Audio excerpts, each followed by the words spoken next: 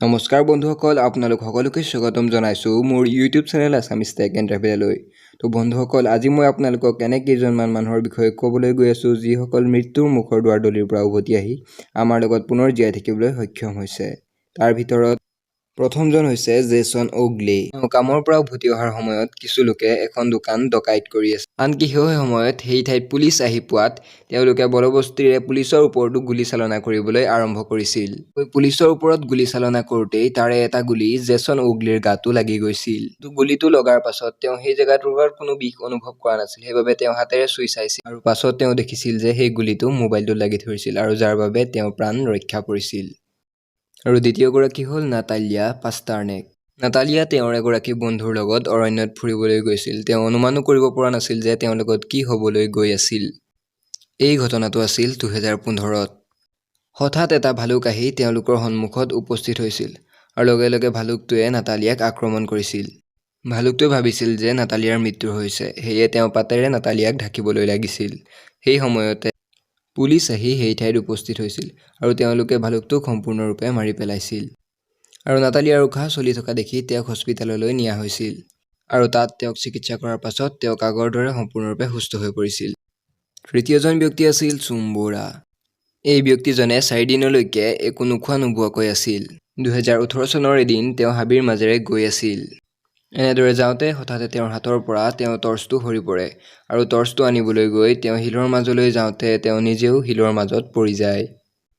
শিলৰ মাজত অতি বেয়াকৈ তেওঁ শৰীৰটো লাগি ধৰে, যাৰ বাবে তেওঁ 4 দিনলৈকে সেই ঠাইৰ পৰা কোনো পধ্যেই ওলাব পৰা নাছিল।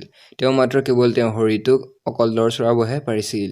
বহু কষ্টৰ মূৰত তেওঁৰ ভাতৃয়ে তেওঁক সেই ঠাইত বিচাৰি উলিয়ায় আৰু তেওঁৰ ৰেস্কিউ টীম লৈ সেই ঠাইত উপস্থিত হয় আৰু অৱশেষত তেওঁ শিল কাটি উদ্ধাৰ কৰে আৰু চিকিৎসা কৰাৰ পিছত তেওঁ সম্পূৰ্ণৰূপে আগৰ দৰে সুস্থ হয়। চতুৰ্থজন ব্যক্তি হ'ল গ্ৰেগ ৰাছমুছেন।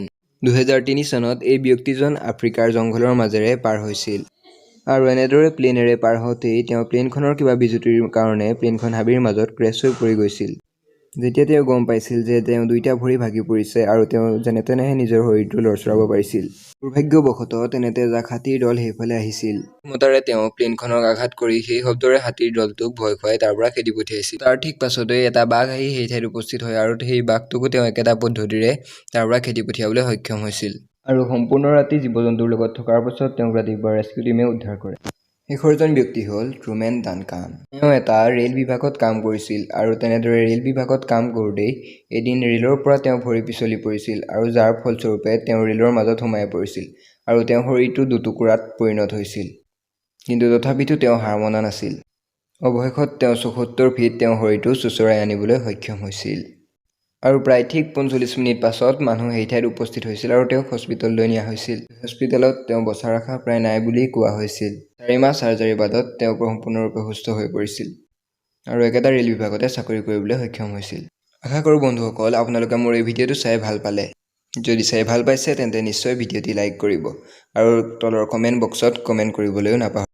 এনেধৰণৰ আৰু ভিডিঅ' পাবলৈ ভিডিঅ'টোৰ তলৰ ৰঙা ছাবস্ক্ৰাইব বুটনটো টিপি চেনেলটো ছাবস্ক্ৰাইব কৰি ল'ব।